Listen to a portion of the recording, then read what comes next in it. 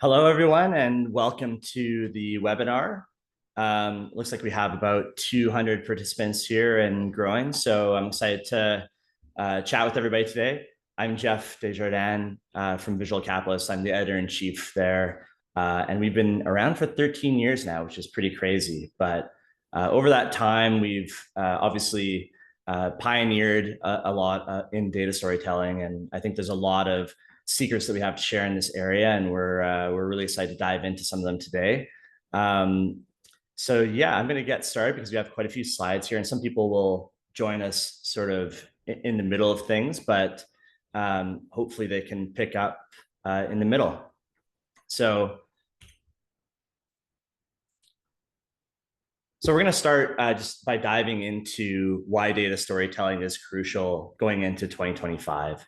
Obviously, in the technological and information driven world, things are changing very fast all the time. And I want to talk about some of the changes and some of the developments that have happened over recent years that have made it so that data storytelling is imperative going into 2025 for any organization to be thinking about. So the first thing, and if you've ever seen one of my presentations, I almost always have this chart. I just think it's so important. The crux of it is that basically every 3 years, every 3 years, data is actually doubling. And so what that means is that in the next 3 years, there's going to be more data created than in all of human history up until this point. And so if you think of that, it's a pretty crazy thought exercise. It means that, and if you think about how fast humans are evolving, we can't keep up to this change. We can't process that much more data every 3 years, right? And so humans have physical limitations, just as I was talking about, and we can't look at exponential quantities of data. We just physically can't look at it. We don't have enough time. We don't have enough brain power to go through all of this. And so what happens is there has to be some sort of way of sorting the data.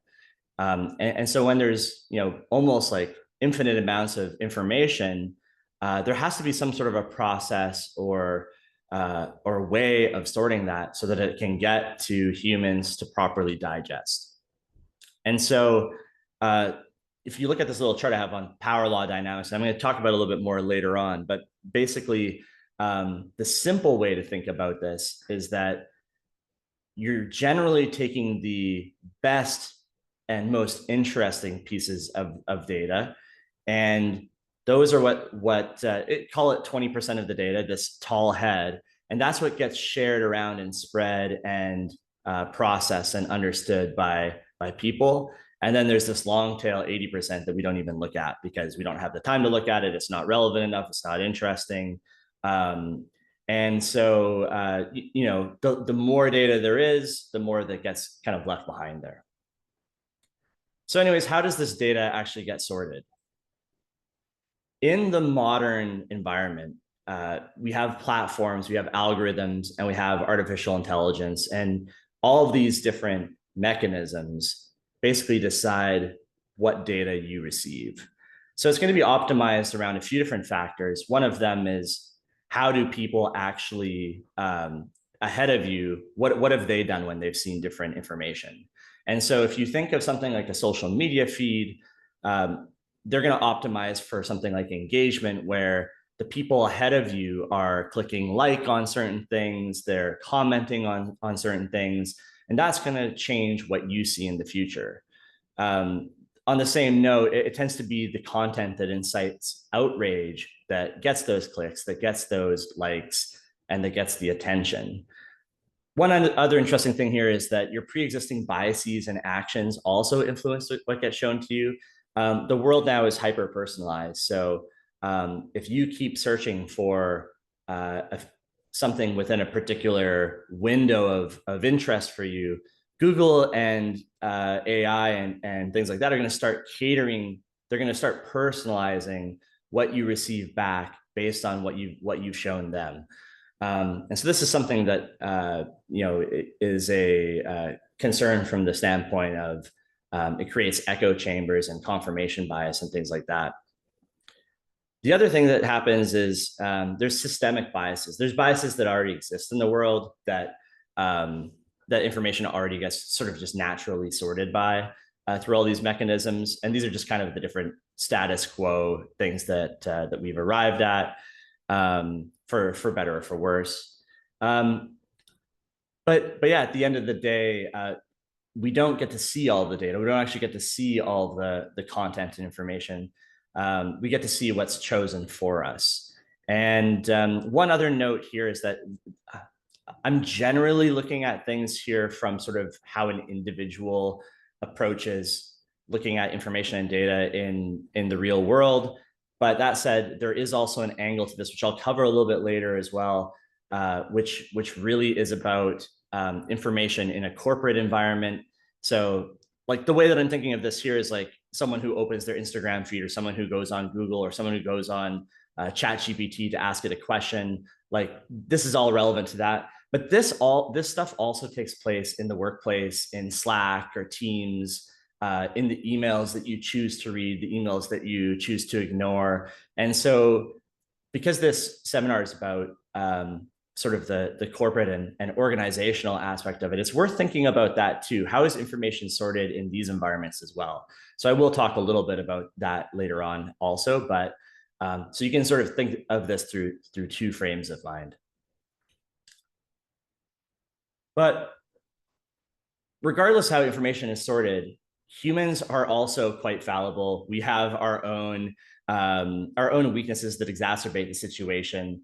And we listed a bunch of them here. I don't want to dive deep into all of them, but all you need to know is that, it's not just these platforms, and it's not just these, the way that data is getting sorted. We're also really at fault here. We do a lot of really dumb stuff. We all seek confirmation bias. We all want to, whatever we think is true, we want that to be true. And so we tend to seek out information that confirms what we already believe. People are really bad, for confirmation bias and for other reasons, of separating truth from misinformation. Again, if you hear something that you want to be true, you tend to believe it. And so we also look at, this point on data hygiene, which kind of ties into that. A lot of people, if they want something to be true, they don't go and fact check to see if it actually is true. And I'm guilty of this just as much as anybody else is. I see something and I'm like, oh, wow, well, that explains a lot, right? And then you don't actually go and confirm that it's true. So you have to go back and do that. You have to make it part of your hygiene to be able to do that.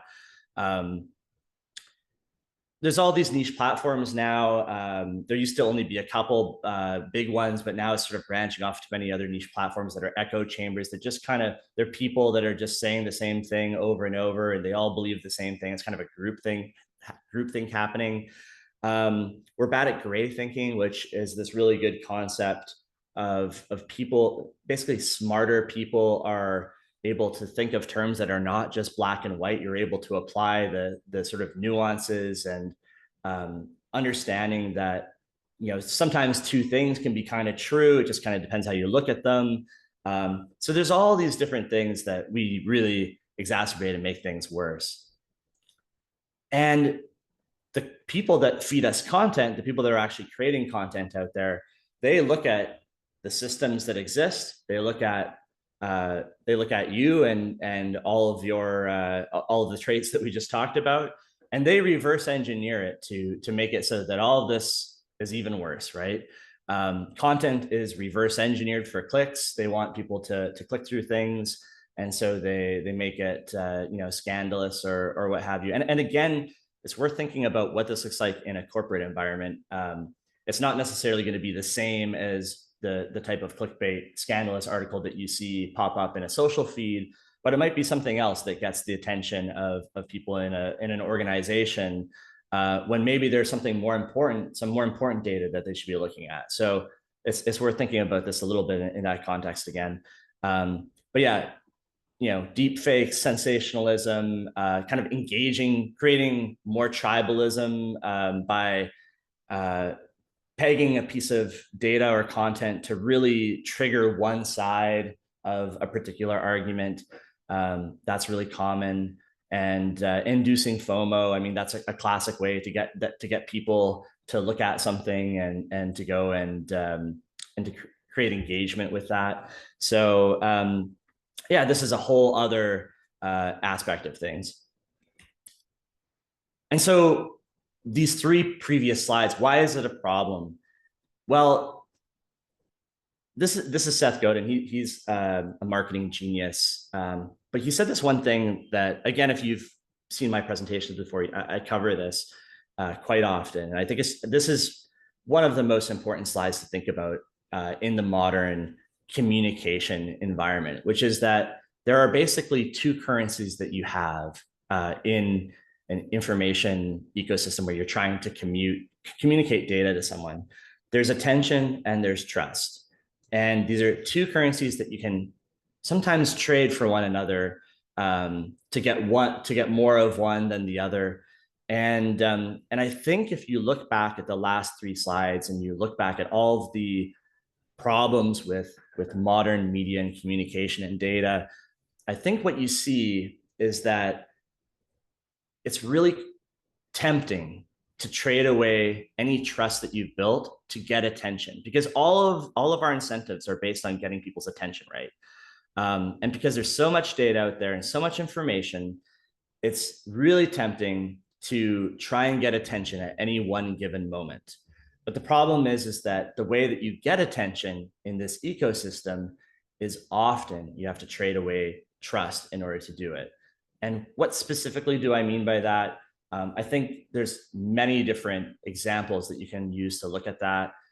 For example, I think there are big media brands like Forbes and ones like that I think over time have really degraded the value of their brand, where they were highly esteemed many years ago, very trustworthy. And then over time, they said, we really need ad dollars. We need people clicking on things. So we're going to compromise a little bit and try and get people's attention in kind of these, slightly less trustworthy ways, right? And so they were willing to make that trade. The problem is that it's really hard to earn that trust back. And so it's trading attention for trust is really easy. Or sorry, getting attention and sacrificing trust is really easy. Doing it the other way is really hard because trust builds up really slowly over a long period of time. So this is all very interesting. And I think thinking about things in terms of these two currencies, whenever you're doing any type of communication, whenever you're trying to get out a message, I think is really important.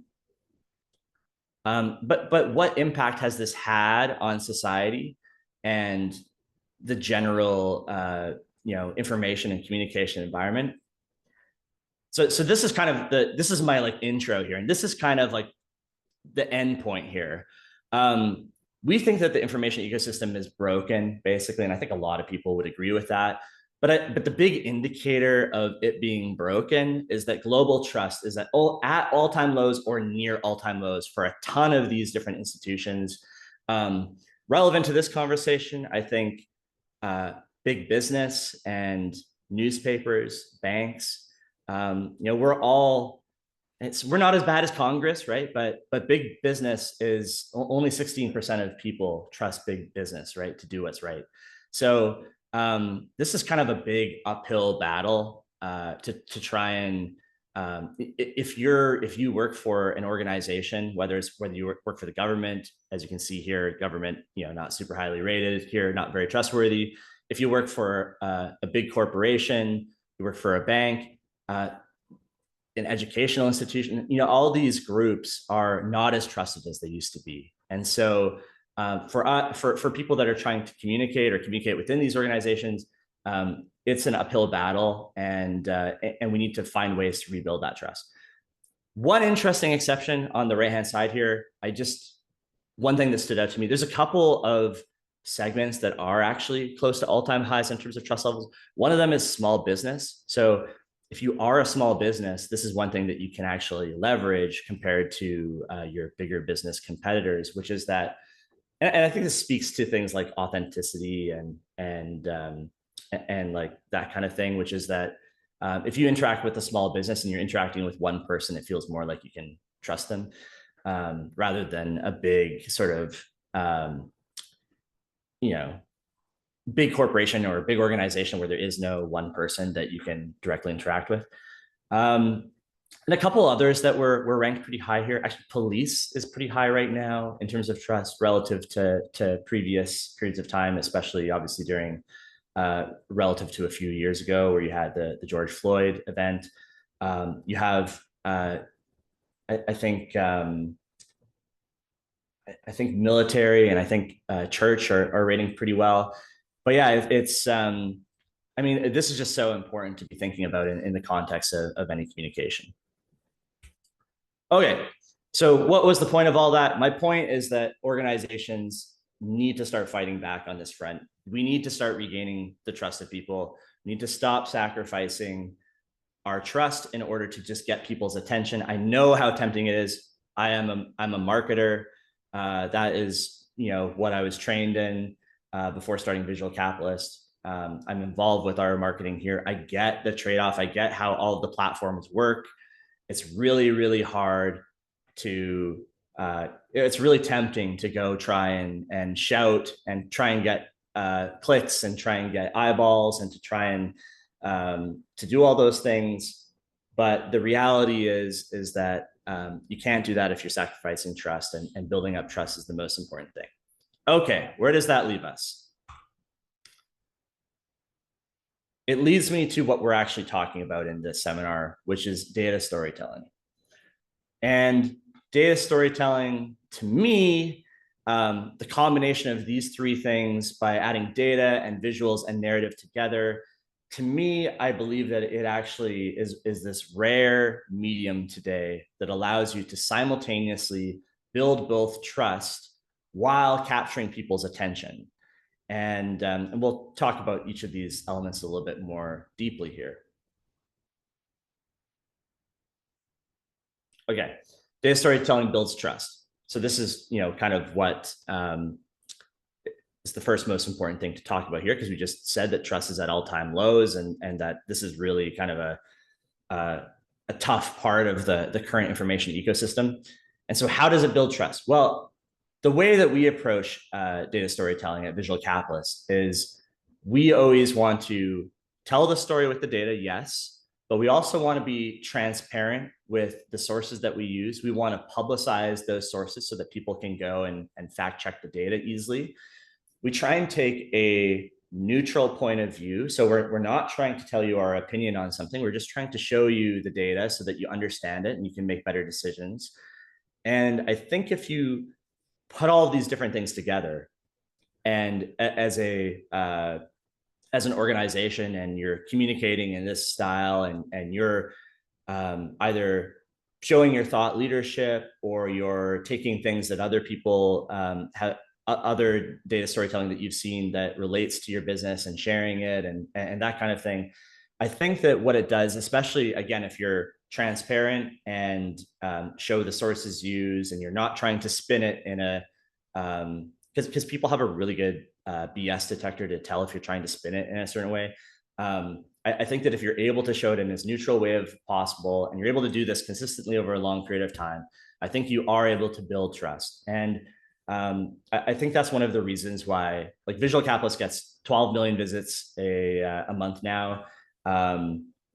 Sometimes we hear it from people where they're, upset about this thing or that thing, but by and large, I think we do a really good job of presenting information in a way that is neutral, and in a way that allows you to really believe what we're telling you, because you can go and look behind the information. You can go and look behind it and see, here's where this data comes from. It comes from this organization, which is reputable. You can go and look at the actual numbers and see that they correspond to the numbers on the data visualization.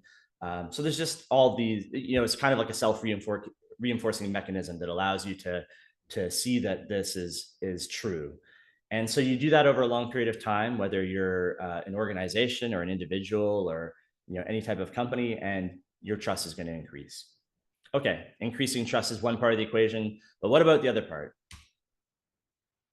It's also really good at getting attention. And this is just an example of a post from 3 weeks ago. We could have picked, like 10 or 20 examples over the last few weeks of posts that are getting lots of engagement. We post multiple times a day on all the different platforms. Um, and you've probably also seen our posts appear in your WhatsApp conversations or in Slack or on MS Teams. It's because they don't just get attention on social, they get attention in all these different places, because they're eye-catching, they're colorful, they're intuitive, they tell you something right away without having to try and digest it and try and understand what's going on. So, this example here, we're just showing which degrees have the highest ROI. And you can look at it and you can see engineering, that makes sense. You can look at some of the ones that have sort of that negative value and be like, okay, theology, okay, maybe, if you're looking to make money, theology is probably not the way. But yeah, again, and then you can see people commenting here on the right side. This is just a random snapshot I took of comments. These are smart comments. People are, they're not polarized. They're not, the comments aren't telling us that we're idiots or that we are completely biased or whatever. It's actually a good conversation. And so that's the exact kind of engagement that you want, right? If you're trading trust for attention, the type of engagement that you're going to get, and maybe you've seen this in certain places, the type of engagement you get is not the good kind. It's people telling you, it's the type of engagement that you saw with Jaguar's rebrand that happened yesterday that made the rounds on the internet really quickly. A bunch of people are like, what the heck is this, right? And then of course it turns into a variety of different discussions of how bad it is or how off they are or whatever. Again, these comments on the right, that's what you want to see. That's the type of engagement that you want. That's the type of attention that you're looking for. Okay, what else about data storytelling? I'm just going to go through a couple of other things that I think are really relevant to our communication. Again, in this landscape where there's so much data, so much clutter, and you need to find ways to stand out, capture attention, and build trust. Here's one other thing. I think data storytelling is really high ROI. And these power law dynamics I talked about before, they're also relevant to how content gets distributed and how people experience information.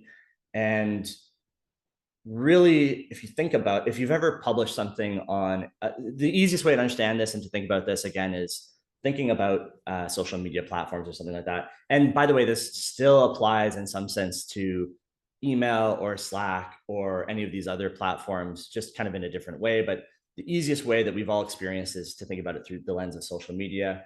We've all published something on LinkedIn or Facebook or whatever, and we're like, okay, it got a few likes or a little bit of engagement, but nobody really cared that it existed.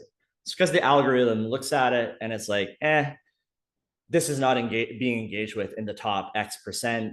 And therefore we're going to downplay it, and none of your contacts are going to see this thing organically, right?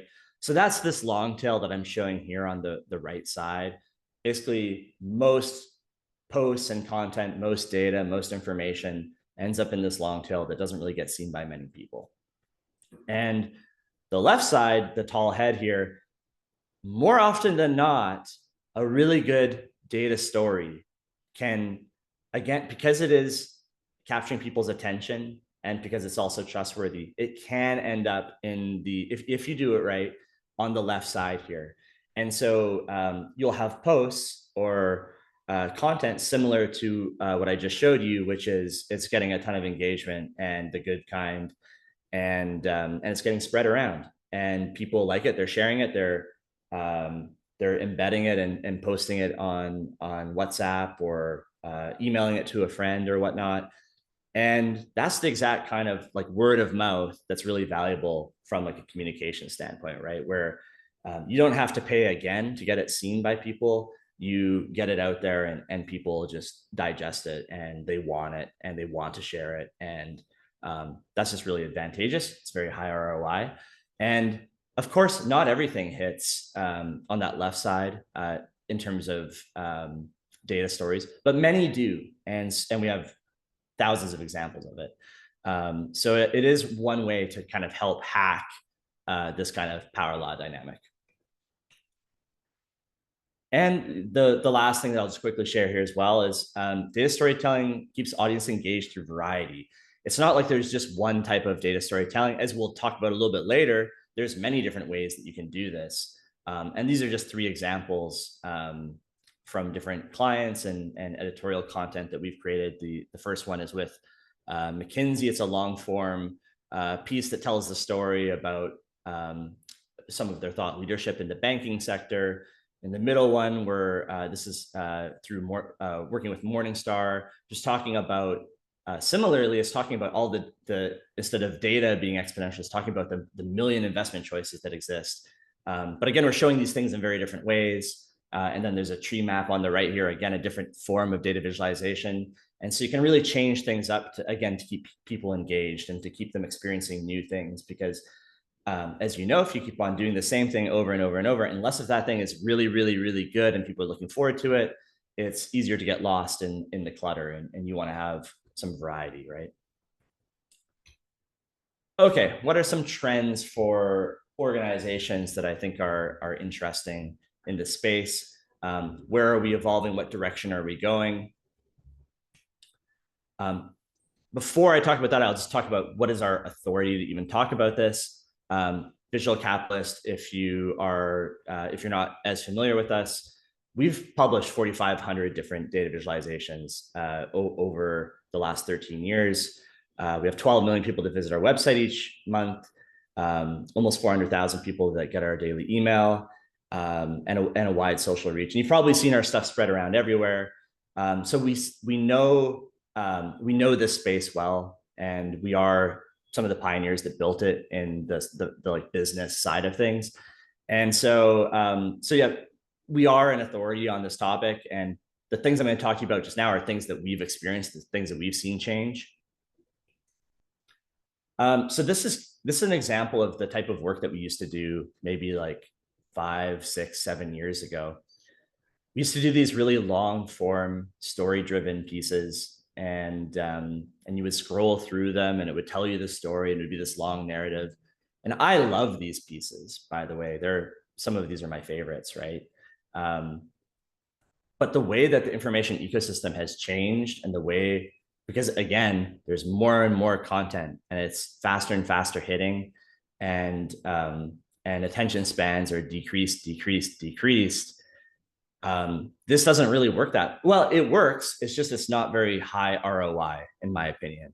So it costs a lot of money to put it together, time and effort, and the benefit that you get from it is not very high relative to that. And so we've stopped doing this in terms of our editorial output of what we're creating, because of that ROI aspect of it.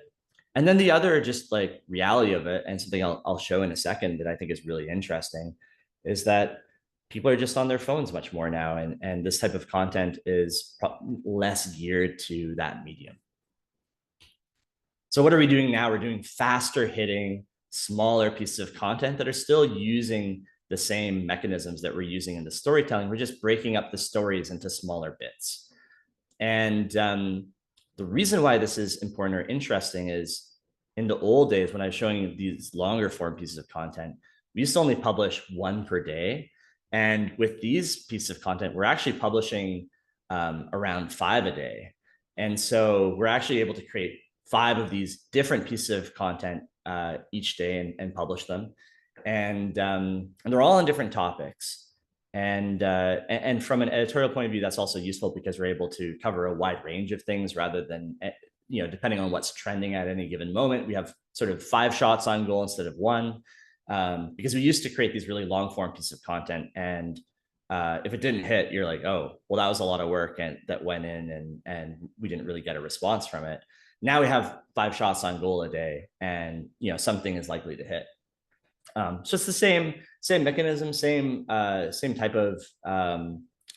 We're adhering a little bit more to some best practices that allow us to do it faster. But generally speaking, you can see there is still a variety there. There's lots of different styles, lots of different colors, and lots of really cool topics that we're able to cover really fast. We also find the rate of errors to be lower. but yeah, faster cycle times.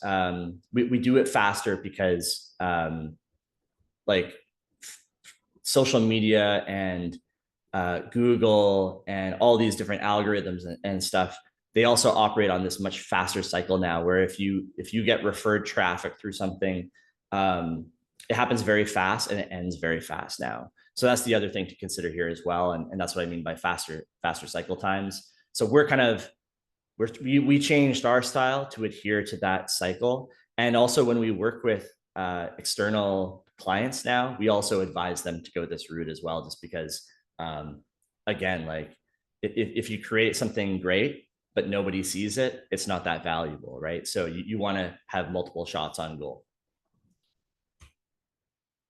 Screen size differences is kind of interesting because in your hand, it doesn't, obviously screens feel like they've gotten bigger than they were in the past.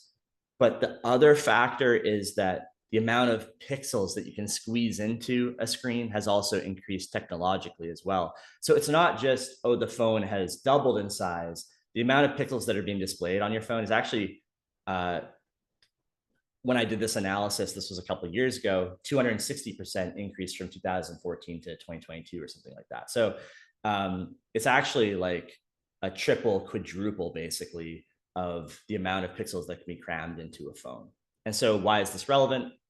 Well, for text, it doesn't really matter that much. But for data storytelling, it actually really matters because it's the difference between if you were to try and look at some of the work that we have done, if you were to look at it in 2014 or 2015 on a phone, it'd be really hard to look at, really hard to read.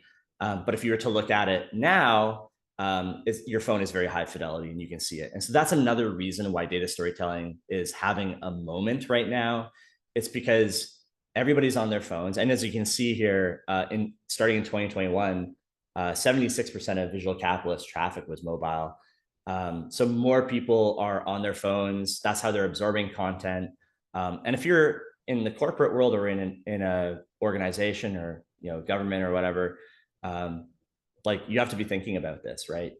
We all think about mobile first, right? We hear that in our head, but the reality on the ground is that people are experiencing content in this way, and also that phones are much more high fidelity, and you can actually feed really high quality content to a phone from a data storytelling perspective, and it's one of the advantages that's happening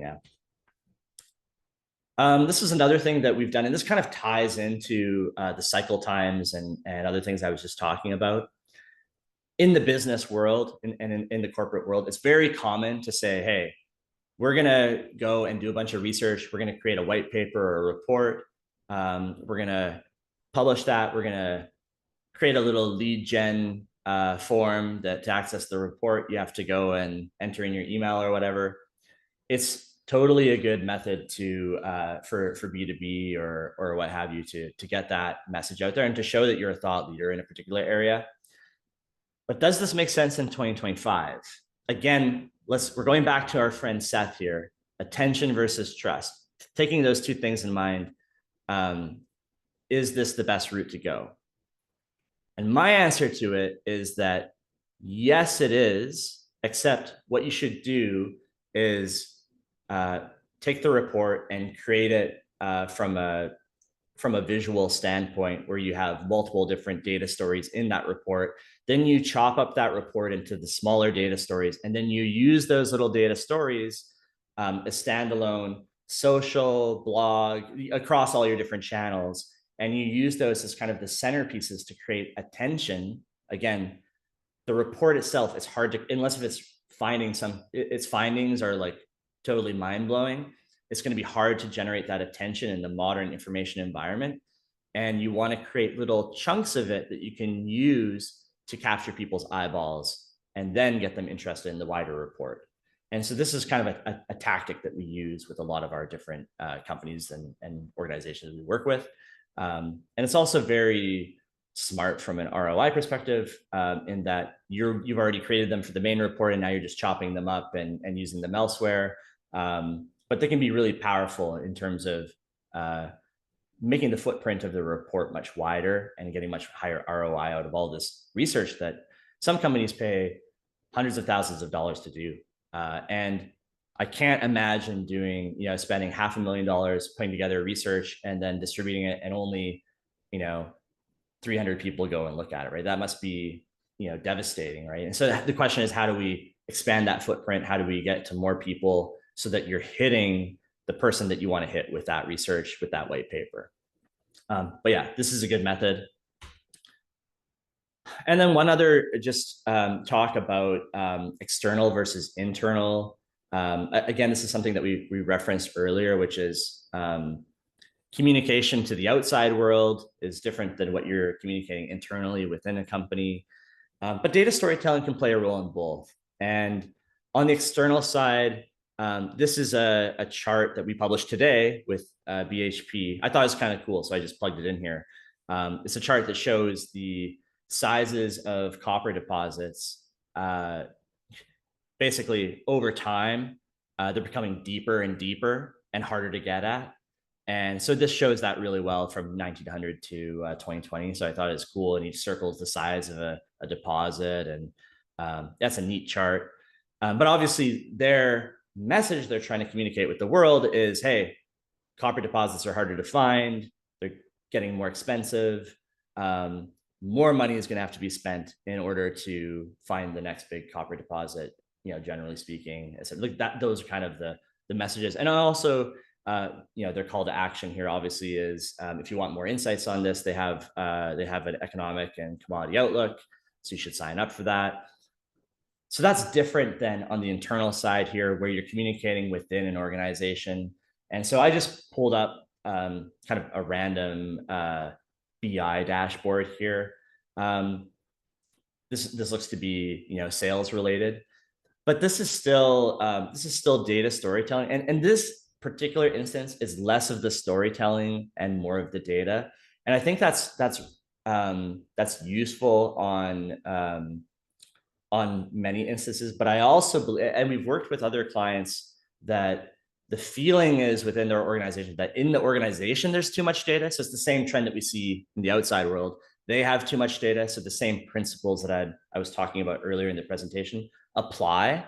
And because they're in that situation, they have people that are creating reports or summaries that they want executives to read, and they want their CEO to understand something. And the CEO is inundated with all these different reports and memos and stuff coming from all these different employees. And so the question is, like, how do you stand out such that your message is heard, right? That's your challenge. Your challenge is you're now communicating to one person or to a board or to your boss or what. How do you stand out and how do you get your message through? Or if you're going top down, if you're at the C level and you're trying to get a message to your employees, how do you communicate that in a way that will stand out and the most people will understand? So we have some great examples of internal data storytelling. I can't share them because obviously they're internal for those companies, but it's not necessarily a dashboard like this. There's more of a storytelling element to it, like we have on the left here, where exactly what you're supposed to be looking at. It's intuitive, and it communicates a particular message. Whereas if you look on the right, you don't know what that message is, right? So what is the message, and what are you trying to communicate to your audience? Okay, how much time do you have? 20 minutes. I'm going to go through some data storytelling tips here, and we'll probably go through them relatively fast. These are a little bit old. These come from our chief product officer, Nick Routley, and he put them together. And I presented this at a previous event. But as I was doing research for this webinar, I found them. I thought they were really cool and a really good example to look at. And these are some of the ideas that we'd be revisiting as we go back and look at putting together the book, The Art of Data, that I'm sure that you've heard about. So these are some of the things that I'm sort of re-engaging with and looking at as we look to put together content for that book potentially. So let's just go through this. Okay, how to make powerful visual content and overview. There's kind of three stages here that we're going to go through. One is setting the foundation. The second is visual storytelling mediums. And the third is practical graphics, like how do you actually make these changes and make an impact in the real world and the real things that you're working on. Setting a foundation. These are really basic questions, but really important to any data storytelling, right? What is the goal that you're looking to achieve? And what is the actual hook that you're looking to get someone's capture their attention with? Ideally, the hook is obviously in the data, right? It's the fact that when they open this map, that a particular state is going to be much brighter colored than the rest of the states, or it's because that's what the data shows, or something like that, right? So it's going to be something it's going to be like that for visual cues, or it might be the way that you frame the title of a visualization. So you have to think about that.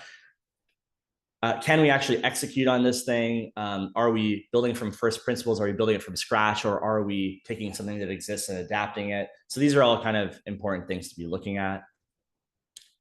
Context is a really big one. What does your audience know about what you're talking about?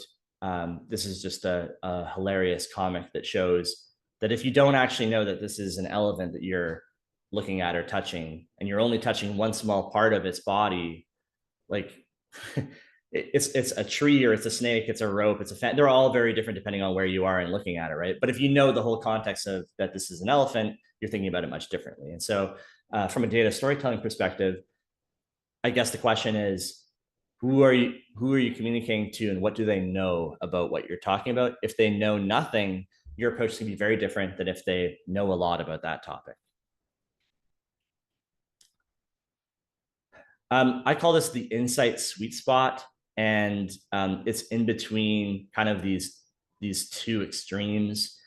So if you tell someone something that they already know, that's kind of preaching to the choir. We have that on the right here. You're just reinforcing their existing beliefs. They're not going to learn anything though, right? On the far left, we have cognitive dissonance. That's when your brain literally can't process something because it seems so different to you that it doesn't fit with your model of the world. And you generally don't want to do that either. You don't want to present information to them that is going to completely shake them up in that way, because then they're going to be disoriented and they're not going to be able to actually take into consideration what you're actually presenting them with. So when we're doing data storytelling, we kind of look at this insight sweet spot, which is in between the two, which is like, you're not telling them something they already know, but you're also not completely disrupting their entire belief system. You're trying to find this middle ground that allows them to grasp the concept of whatever you're showing. And so I do think that that this approach can be really valuable in a bunch of different contexts. These are famous quotes from great artists, or business people that were considered artists. Good artists borrow, great artists steal. I steal from every movie ever made. Basically, the concept here is when we're creating a data visualization, we're not starting from scratch and being like, okay, how do we build this thing? Like, should this be like, you're taking conventions that already exist. You're looking at other people's work, or maybe your own work that excelled, or that you really inspired you, and you're lifting that concept and then working on it and changing it in certain ways that makes it completely new. Obviously, music is another really good example here. You can take a sample and make it into something, a completely different song, or you can take a chord progression and take it into a totally different song. So all of these creative fields are all about stealing the things that work and applying your own personal or brand's approach to making it different. Now, I'll give an example here.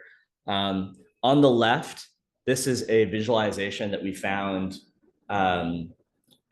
These are both Voronoi style diagrams. The one on the left here was one that we found out in the wild that we thought was really cool. It was showing, I'm assuming it's either GDP or debt or something like that. Anyways, we took this concept, we applied it to a world debt diagram. This was quite a while ago now. You can see the US debt is only 20 trillion. So this example is a little bit old, but you can see that we took that idea and we didn't copy it outright. We put our own spin on it, used our own color scheme here, changed how we approached it, and it's its own thing. And so people that are looking at this would feel like these two things are very different, when in reality, we started with what was on left and we ended up with what's on right. So what you start with is not necessarily going to look like what you end with. Of course, this is something that you need to be careful. You can't literally go and copy something exactly. So it has to be done with a little bit of, it's the same thing as like wordsmithing, right? Like you can't literally copy and paste something that's plagiarism, but you can take something, you can work around it, change a few words, change the order of the sentence or whatever, and all of a sudden it feels like your own. So you do have to think about it in that way. Okay, what are some visual storytelling mediums? So when we think about visuals and how people use them, the most common approach is to use stock images, stock photography. It's extremely overused. Shutterstock has 240,000 shaking hands stock photos. Which one do you want to use? You know, you can look through them and figure it out. But we have a more meaningful approach to this, and again, it's about trust and attention. So there's some. This is just kind of like an example of something really basic that you can do that is better at. This is more better at allowing people to digest what you're giving them. And so, like on the left is an example of just paragraphs of text. On the right, you have bullet points and a table and the ability to break up information into a way that's more digestible. So in a way, this is kind of data storytelling without the visuals, but the structure to the text also makes a difference. And this is something that anybody can do, right? Charts are obviously also very powerful. So you can see a few different examples of charts here. There's a couple of great tools out there. This is a chart suggestion example that basically says, what are you trying to show? Are you trying to show a comparison between different things? Are you trying to show the distribution? Are you trying to show a relationship between two things?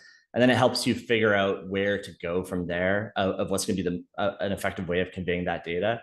And as you do this more, you obviously become more, it becomes more intuitive what to use. And sometimes you are able to break different rules and think about things completely outside the box. But this is useful for someone who's, you know, doesn't know where to start, or maybe they're looking at it for the first time. Data visualization is basically just fancy charts or ways of approaching things that are a little bit more complex, and with generally a little bit more storytelling added in. So these are just two examples of doing that. These are, again, those long form infographics that we pointed to earlier. So this is a combination of a bunch of different things, some of which we'll talk about in a sec.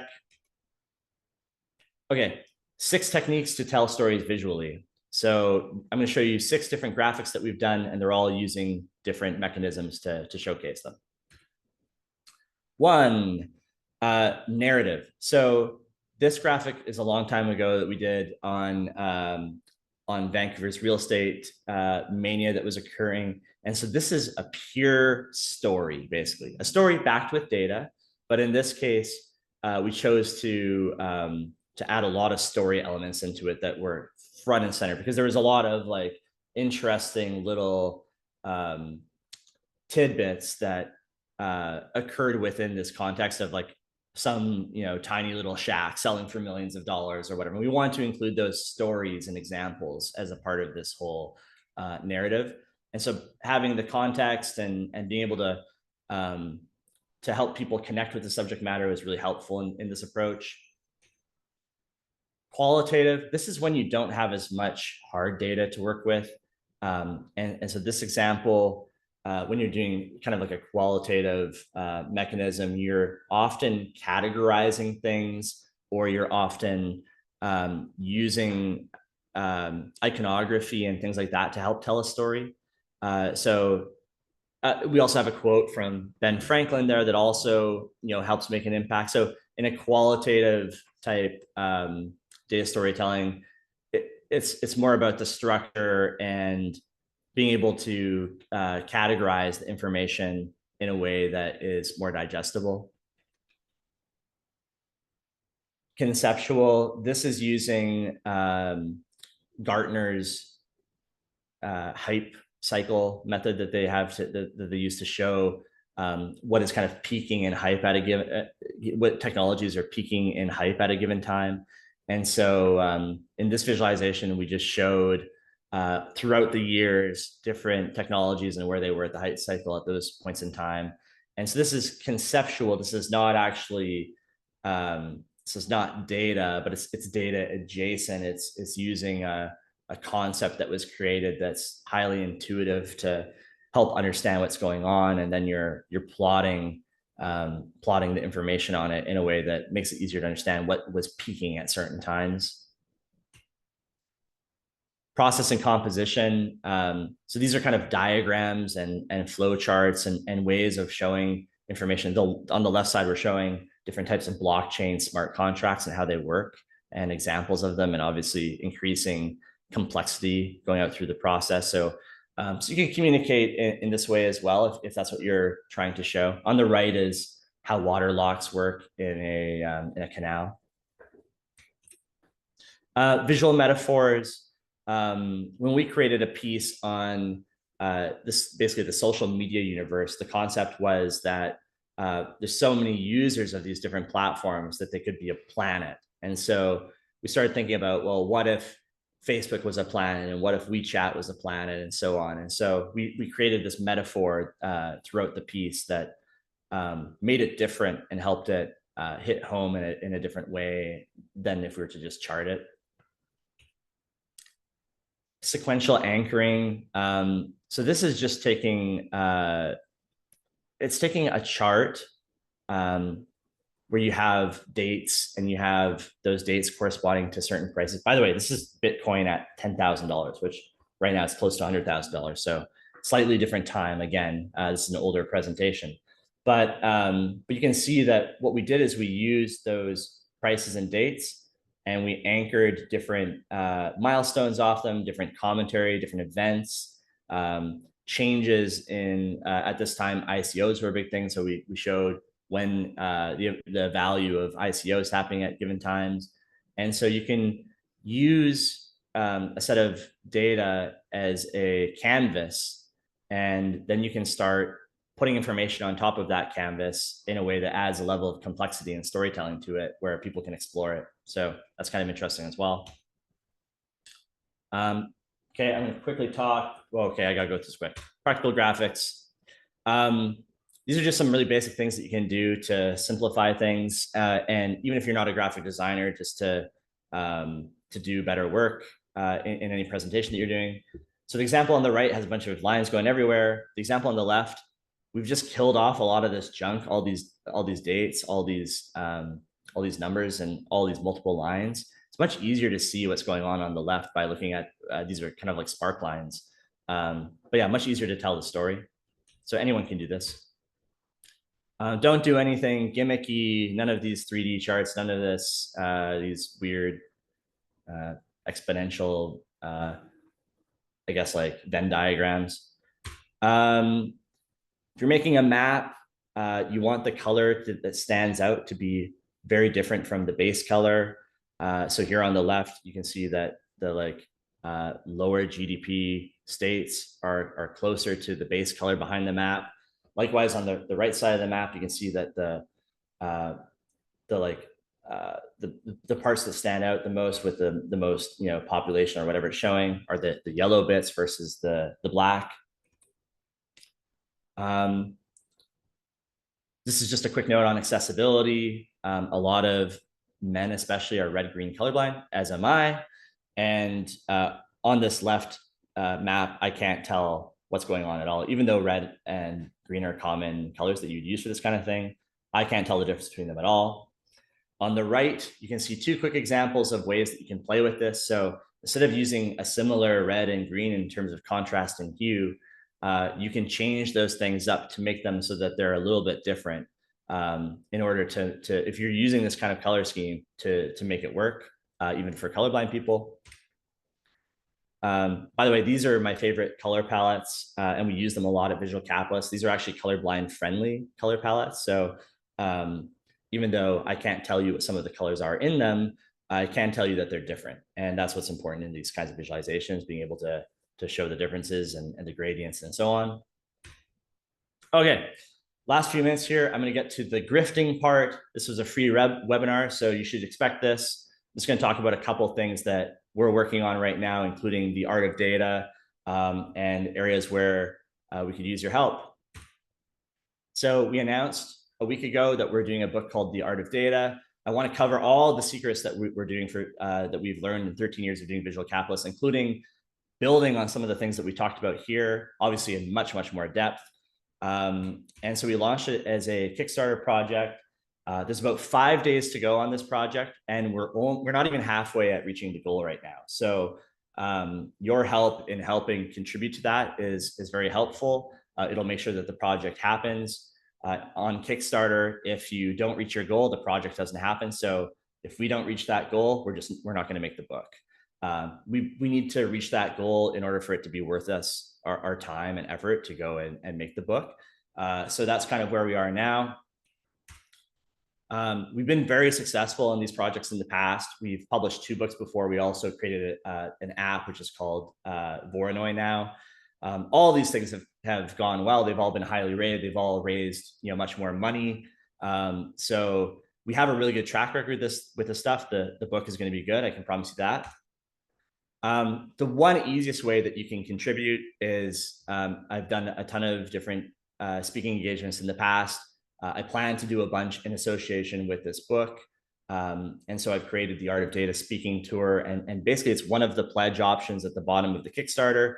If you want to have me come to your company, your organization, or event, especially in the range of May, June, which is when I'm going to be trying to tour in support of the book, assuming it goes ahead, then you can choose that pledge option, and I will come to wherever you are and deliver a keynote or a workshop or a book signing or whatever you choose at that place. That's the easiest way to help fund the book. And to also, we're doing this at about a 40% discount to our normal speaking prices. So it's also a really good deal.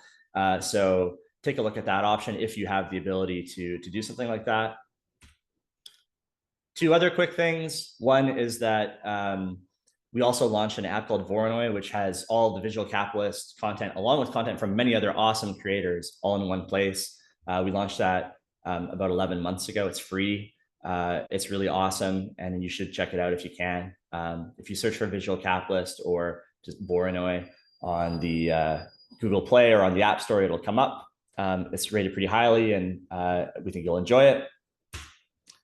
And then the last is that if you want to work with Visual Capitalists, then let us know. We work with a bunch of organizations around the world, a lot of Fortune 500 companies, a lot of big international organizations like the United Nations or the World Health Organization or whatnot. So we work with a bunch of organizations. We consult with them. We build visualizations for them. We do all kinds of stuff. So feel free to, if you have an idea of how you might want to work with us, just send me a message or send this to this contact@visualcapitalist.com address. And yeah, other than that, we will send out links for all of these different things once the webinar summary goes out. And thank you for your time. And we hope that you found this valuable and interesting over this hour today. And yeah, looking forward to connecting with you. I'll stay on if people have a couple questions.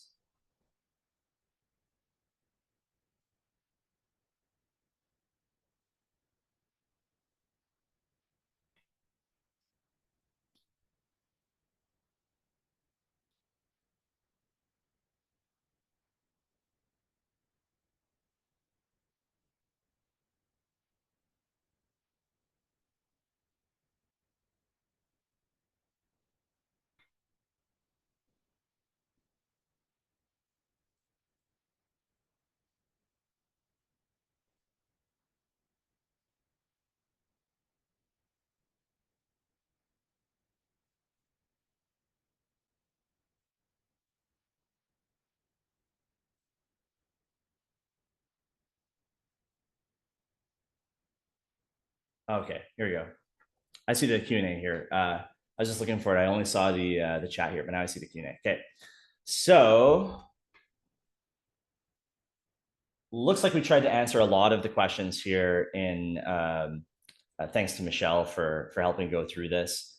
It looks like there's some open questions here. Okay, first principles came up a couple times here, so I'll just quickly talk about that. First principles is a concept of basically forgetting about all of the existing conventions on how to do something today and to think about it from the most basic elements of like what is the best way to do a thing. So an example of this in practice is SpaceX and Elon Musk basically rebuilding how rockets work. So they didn't accept the way that NASA built space shuttles, and they didn't accept the fact that, okay, you can just go and every time you just go and build a new rocket every time. Instead, they said, well, what would be the ideal situation here? The ideal would be to have a rocket that we can reuse over and over again. That's going to be much more cost effective. And so you think about it from the perspective of how do you build something that is like that from scratch, forgetting about how everybody has done it in the past. So in a data visualization, data storytelling standpoint, we think about this in a way of like, especially if there isn't a best practice way to do something that is, we look at it and we're like, yeah, that's not really resonating with us or for this particular topic. We try and think about how can we approach this from a way that's going to be the most effective given what the topic is, forgetting about how someone would normally do this. And so that's led us to do a couple of really cool visualizations before. One that we did that was our most viewed visualization of all time, and you may have seen it, is we did a visualization during COVID that showed the deadliest pandemics over time. And we did a whole bunch of things there that you wouldn't normally do in a data visualization, but we were trying to think of like what would be the most compelling way to show this. And so we really approached it in a way that you wouldn't normally do it. And so that's kind of an example of that.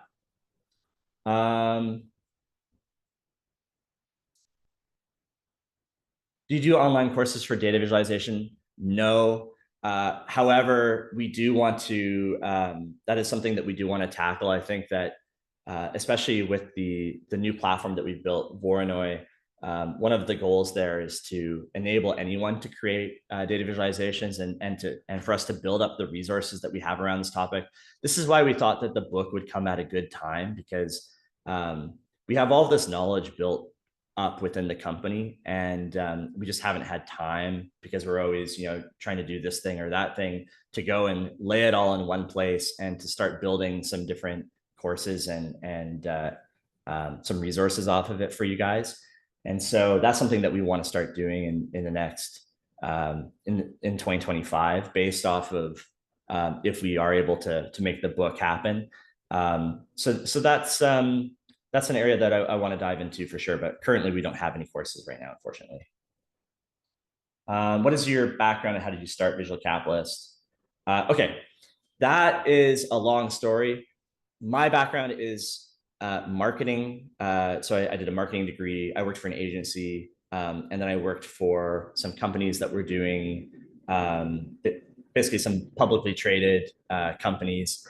And those companies were trying to figure out how to, they were trying to get online and how to get their content in front of investors. And so we had tried a whole bunch of different ways to do that, me coming at it from a marketing standpoint. And then eventually we had the idea of, well, what if we took data and visualized it and used that as a way to kind of, as a way to try and get attention.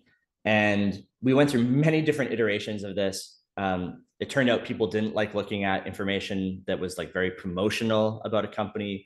Where we eventually landed was, what if we tell stories about the industries that these companies are in, where it's kind of like a rising tide floats all boats. And we found that those really resonated with people. So once that happened, we started building out Visual Capitalist as a media company with the idea that editorially we would start to cover these different topics and try and get people to come to the website and to try and engage with the different visualizations that we were creating.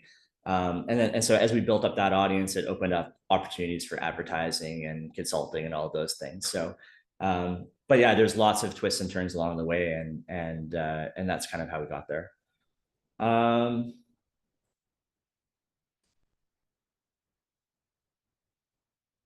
okay. Your graphics are very creative, and yet the base understanding of the data often requires a different skill set to be meaningful.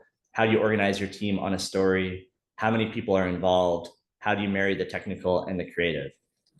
This is a really good question, and I think it really depends on what the particular project is. From our angle, on our angle, we basically pair two people together. We pair editorial focus. So again, the majority of the work that we do is editorial. It's we're publishing stuff that we think is interesting, that you guys find interesting. That's why you come to the website. That's why you open emails. We also are working with different clients who are trying to get their stories in front of people, and we're trying to use the visual capitalist approach to make them interesting and relevant and so on. But generally speaking, on the editorial side, which is the side that I am a little bit more involved with at the company, we're generally pairing one person with another. So we're pairing one editorial and research person with one design focused person, and they're communicating in direct lines so that they're able to work together and figure out a plan to make something work. And so in that case, obviously it's important that the research person knows something about that particular topic, that they have a background associated with it so that they can catch any issues or errors, or that they understand some of the conventions of how data is used in that particular area. So for that reason, it helps to have people that have different backgrounds. And on the design front, it's the same idea, right? We have, for example, one person who's she has a master's in data analytics, and she's very good. She has a cartography background, so she's very good with maps and all those kind of things. We also have other people that are very skilled with AI and building out really cool visual designs using AI as kind of like a creative helper.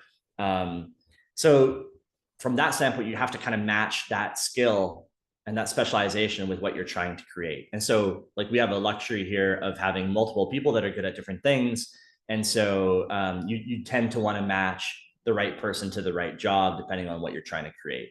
Um, in terms of marrying the technical and the creative, I think it's just a lot of dialogue between those two people. I think it's the person who's doing the research has to be constantly checking in and making sure, well, they should try and make it so that the design person understands what they're even doing, right? Because in some cases we are dealing with technical topics, or we're dealing with highly financial topics or something like that, and some designers here are exposed to that kind of stuff, especially through working through here, but others aren't. And so you have to make sure that they actually understand what we're talking about, at least at this most basic level. So that's having that ongoing conversation is very important.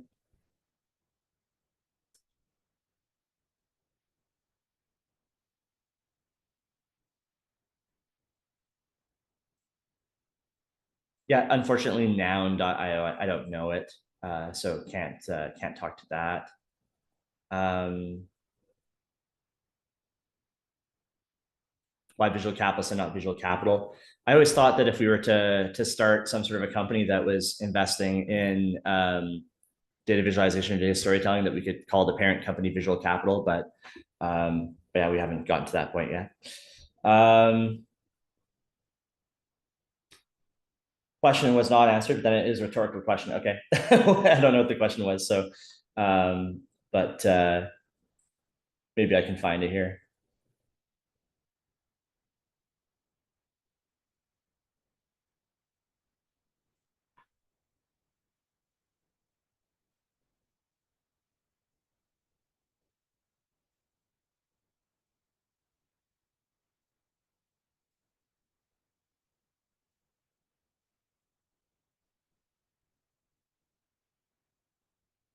Okay. Yeah, I'm not able to find. There's just a bunch of questions here, and anyways, thanks everybody for your time. I'm just gonna call it here, and again, really appreciate you taking the time to spend it with us, and hope that you learned something and found something interesting here. Cheers.